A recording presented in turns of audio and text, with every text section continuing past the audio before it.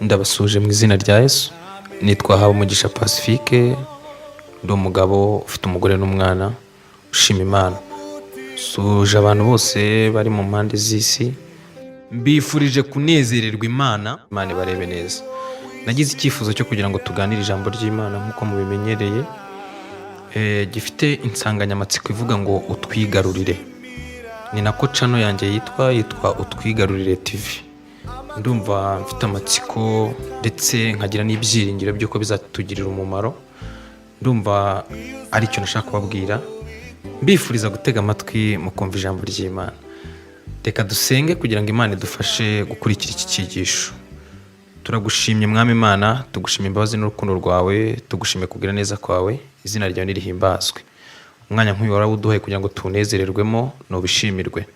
Twari tugize akanya ko kuganira ijambo ryawe, rekubane natwe, buri muntu wese uryumva rigiraho rimukura naho rimushyitsa, kandi umwuka wera ukomeze kuba kuri buri muntu wese. Ngaho bana natwe kandi utwigarurire muri byose, uryumva umwuka wera musange, kandi nanjye urivuga umwuka wawe wera umbeho. Ngaho komeza kubana natwe mu izina rya Yesu, amen. Reka dusome ijambo ry'Imana riri muri Zaburi ni ya 80 umurongo waho n'uwa 4. Haranditse ngo Mana utwigarurire, umurikishe mu maso hawe, natwe turakira. Ijambo ry'Imana niryo rivuze ngo Mana utwigarurire. Numara kutwigarurira utumurikishirize mu maso hawe, natwe turakira. Ni iryo jambo, niyo nsanganyamatsiko nshaka ko tuvugaho. Ndumva ninginga Imana kugira ngo itwigarurire. Birashoboka ko hari ibintu byari byarakwigaruriye cyangwa wari warahugiyemo. Iyi Zaburi ni indirimbo. Ndumva nshaka kugira ngo mu mitima yacu tuze kuyiririmba, tuyibwira Imana ngo Mana utwigarurire. Nimara kutwigarurira itumurikishirize mu maso hayo, nimara kutumurika natwe turakira. Hari ibintu byinshi bimaze kwigarurira abantu, ari ubukene bwigaruriye abantu bariheba, batakaza ibyiringiro by'Imana, bigarurirwa n'ibindi bisa nkaho bigaragara nk'ibyiza ku mubiri ariko byica ubugingo. Ndumva nshaka kubifuriza kugira ngo dusengere mu iri sengesho rivuga ngo utwigarurire. Natwe numara kutwigarurira utumurikishe mu maso hawe, amaso yawe, urumuri rw'amaso yawe ruradutera gukira, kuko tuzi neza ko muri wowe harimo ubuzima. Uwanditse igitabo cy'amaganya ya Yeremiya we yabyanditse neza. Yaranditse aravuga ngo ni ibice byaho 5 umurongo wa 21. Aravuga ngo utwigarurire Uwiteka, natwe tuzaba tukugarukiye, tugarurira ibihe byacu bibe nk'ibya kera. Aravuga ngo utwigarurire Uwiteka. Numara kutwigarurira, wamaze kutumurika, natwe tuzakugarukira. Mu Kinyarwanda kizima, ntabwo wowe ufite imbaraga zakugarura atari Imana ikwigaruriye, kuko ibiba byaragutwaye ni byinshi, ndetse hari n'igihe bikurusha imbaraga. Ariko ndumva nshaka ko twinjira mu isengesho tukazajya tubwira Imana ngo twigarurire. Nutwigarurira ukatumurika, natwe tuzaba tukugarukiye. Kandi nitumara kukugarukira, tuzagaruka dufite ibihe byiza byiza byiza bimeze nk'ibya kera. Hari abantu bari bafite ibihe by'umunezero, bari mu gakiza banezerewe Imana, ariko igihe cyarabahinduye. Nk'ubu abenshi bahinduwe n'iki gihe cya Covid cyaje. Byananteye ubwoba kuba umuntu ashobora kuba amaze imyaka 20 akijijwe, tumubona nk'ukijijwe, ariko Covid y'umwaka umwe ikaguhindura ndetse ikakwibagiza ibyo wizeye mu gihe cy'imyaka 20. Mpita mbona neza ko n'ibyo wari ufite bitari bikurimo, ahubwo ushobora kuba wari warabyiganye abandi, kuko ntago igihe cy'umwaka umwe gishobora gusiba imyaka 20 wumvisemo ibintu. Ndumva nshaka kukwifuriza kugira ngo Umwami Imana kwigarurire, asenye inyubako z'ibyakwigarurije, asenye n'ibyari byarakwigaruriye, aba ari ukwigarurira. Nawe umwemerera umugarukire, kandi numara kumugarukira azagusubiza ibihe nk'ibya kera. Imana ndi gusenga, ndi kwinginga muri iki gihe turimo, imfashe. Ndumva umwuka w'Imana ndetse n'umuhamagaro w'Imana waranjemo kugira ngo tuganire ndetse twungurane ibitekerezo. Ntago ari umwanya wo kugira ngo mbwirize, ahubwo ndi kugira ngo twungurane ibitekerezo kugira ngo tuzagere kuri wa munsi ubwo data azaba atwirata imbere y'abandi avuga ngo aba ngaba ni babandi bihanganiye muri byinshi. Ndumva Yesu Kristo umunsi azaba yafashe umwanya ari kudupresenta Imana wazaba ari umunezero. Rero ndumva iyi ntego ni ukugira ngo iturimbishe, kuko umuririmbyi yuzuye umwuka aravuga ngo abazajya muri icyo gihugu bazaba bambaye imyenda yera. Bishatse kuvuga ngo hari abazaba bambaye imyenda yanduye, hari abazaba bari bayifite yera ariko ikanduzwa, ariko ibyo ntibyazatuma ujyayo. Ikizatuma ujyayo ni ukuzaba wambaye umwenda wera. Niyo mpamvu turi kwinginga Imana tubwira ngo twigarurire, numara kutwigarurira natwe tuzaba tukugarukiye. Ndumva ngusaba wowe unteze amatwi, hari ibintu byinshi byari byarakwigaruriye. Reba uko wari umeze kera ugihamagarwa nimba ari kuri. Ese nturi muri babandi bavuga ngo bamenye ubwenge? Ubwenge bwo bumaze kuba bwinshi. Iyi covid ibaye itumye abantu benshi biga ubwenge. Niyo mpamvu babwira ngo turi kuganira, sindamenya niba ubwo bwenge ari ubw'Imana, sindamenya niba ari ubwenge bw'isi, ariko ndi kwinginga Imana kugira ngo yongere twigarurire. Nimara kutwigarurira natwe tuzayigarukira rwose, kandi tumara kwigarukira izadusubiza ibihe nk'ibyacu, nk'ibya kera byari byarahise. Ndumva hari urugero naguha rw'abantu bigeze batakaza ibihe bikomeye ariko Imana irabigarurira. Hari umugabo wakoresheje imbaraga z'ubutwari witwa Eliya, murabyibuka, yarwanye intambara ikomeye y'umwuka kugera naho yica ingabo zabarwanyaga cyangwa zavugaga izindi mana zitubaha Imana ya Eliya, ngo ageze igihe cyo guhagarara mu bushobozi bukomeye bwitwa Integego, gagategeka umuriro uva mu ijuru ugatwika ingabo. Eliya yari afite imbaraga z'Imana, ariko ngo igihe kigeze amaze kwica ingabo, ngo Ezebeli avuga ijambo rikomeye, aravuga ngo unyiciye ingabo ntago ndi bumureke, nanjye ndamuhwanya n'Imana zanjye. Ngo iryo jambo avuze ngo rituma Eliya acika intege. Ntawe utacika intege, ntawe utananirwa, kuko benshi bamaze gucika intege ni benshi.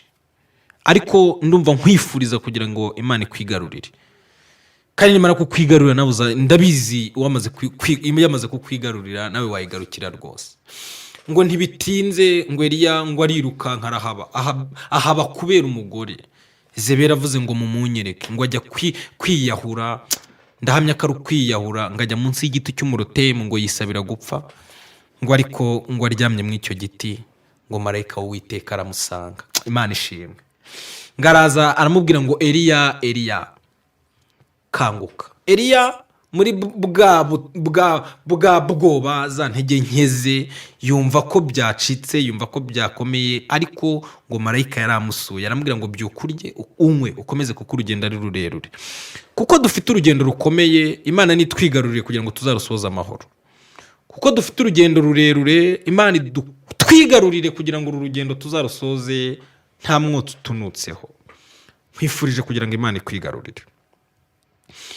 Ndumva nshaka kuza gusenga, nkaza gusengera umuntu wese ushobora kuba afite ibindi bintu byamwigaruriye bikamwereka ko ibyo arimo ari byo byiza, agatakaza umwimerere w'agakiza yarahawe. Kandi nzi neza ko agakiza wahawe ni ikinege. Imana nikwigarurira izatsinda inyubako zikurwanya. Imana nikwigarurira izatsinda ibisa nk'ibiguhiga. Imana nikwigarurira izakuraho ibisa nk'imipaka biri imbere yawe. Imana nikwigarurira izasenya karande zikuriho. Imana nikwigarurira izatesha agaciro imvugo z'abantu. Imana nikwigarurira hari amayira izasibura. Imana nikwigarurira hari urwego izaguhagarikaho. Ndumva nshaka kwifuza icyifuzo kimwe kivuga ngo mwami utwigarurire. Nimara kutwigarurira natwe tuzayigarukira rwose, kandi tuzagira ibihe byiza biruta ibya kera.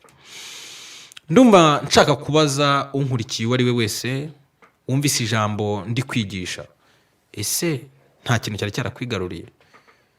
Nta mbaraga zakwigaruriye? Ndagira ngo tuze gufata umwanya wo gusenga, tubwire Imana ngo ibyari byaratwigaruriye turabyigobotoye, turakwihaye utwigarurire. Numara kutwigarurira natwe turakugarukira rwose. Ndumva nifuriza uwo ari we wese ahari aze gufata uwo mwanya tuze gusenga, kuko tugiye dufite ibimenyetso by'abantu bagiye bacika intege, barananirwa muri uru rugendo, ariko turinginga Imana itwigarurire. Niko umwanditsi wanditse amaganya ya Yeremiya yaravuze ngo twigarurire natwe tuzaba tukugarukiye rwose. kandi numara kutwigarurira utugarurira ibihe byacu twari twaranyazwe. Ese uracyabasha gusenga? Ese uracyabasha gukora icyo wakoraga mbere ugihamagarwa? Hari abantu benshi batakigira urukundo kuko ngo bigishijwe benshi, ngo bahemukiwe na benshi, ngo ubwo buhemu bwa benshi ngo butuma ngo urukundo ruzima. Uko siko kuri. Urwo rukundo ufite ni rw'Umwami Imana azaguhembera. Nzi neza ko udafite urukundo ntago azareba Umwami Imana. Ese uracyatanga? Ko mbere waheshwaga umugisha n'ibyo watangaga, ubu ukaba warabiretse. Ubu bimeze bite? Ese ingororano zawe ni izihe? Ese ko warajya gufata umwanya wo gusengera abandi, ugafata umwanya wo gusenga kandi ukabona ibisubizo byiza, ukabona rezilita zavuye mu masengesho yawe, ese uracyabikora? None se icyatumye iguha iyo taranto Imana yabiguhaye ntabwo yari yabirebye? Se ntiyarize impamvu yayo? Ubwo ni ubwenge bw'iyi si buri gushuka abantu. Ariko ndaza kugusaba wisuzume, wigenzura, urebe ese uko wahamagawe ni kukiri. Nusanga atari kuri, ubwira Imana ikwigarurira.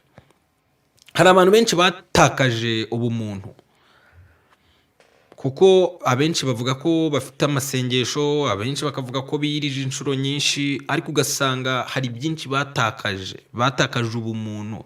Ugasanga ari gushaka kuba umukirisitu cyane, ariko ubumuntu ntabwo. Ndumva nshaka kugusaba kugira ngo mbere y'uko uba umukirisitu uba umuntu, ugire ubumuntu.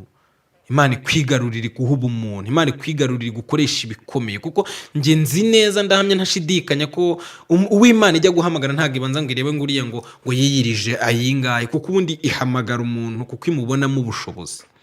Rero tugisabe twigarurire, kandi nimara kukwigarurira rega izanagukoresha n'ibikomeye. Ntizigera yemera ko upfa, ntizigera yemera kurengana, kuko nzi neza ko icyo yavuganye natwe nibyo kwizera no kubikora izabikora.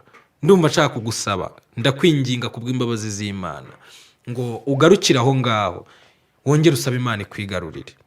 Nimara kukwigarurira izaguha ibihe byiza nk'ibyashize. Ese ntiwacitse intege ikibi kikakwigarurira ukazirura ibyaziraga? Ese ntiwacitse intege ibi bikakwigarurira ukarya ibitaribwa?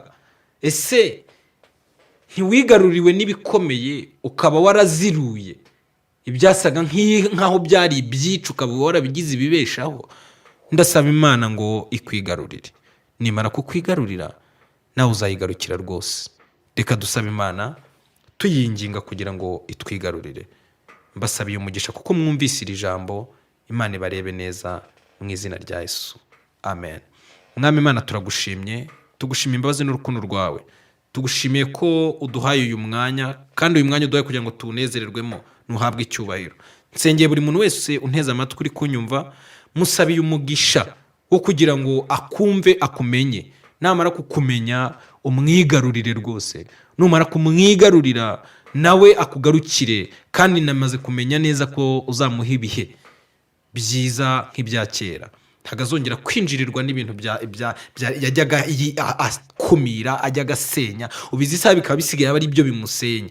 Ndumva nkwinginze mu isengesho ngo buri wese ku mpande z'isi, impande zose ku isi dutuyemo, buri wese unkurikiye n'uzanyumva uwo ari we wese uzamwigarurire, kandi umuhe ibihe bikwiriye. Kandi mboneyeho no gusengera abarwayi, abafite ubushomeri, abari mu magereza, abo bose ndabasabiye ngo nabo basange, ubahirire aho bari, ukomeze kubashakira ifunguro ribatunga, ubahe n'ubuzima, kugira ngo kuri wa munsi nabo bazamenye ko ari wowe wabarinze. Ngakomeza kubiyereka muri byose mu izina rya Yesu, amen. Murakoze. Imana ibafashe.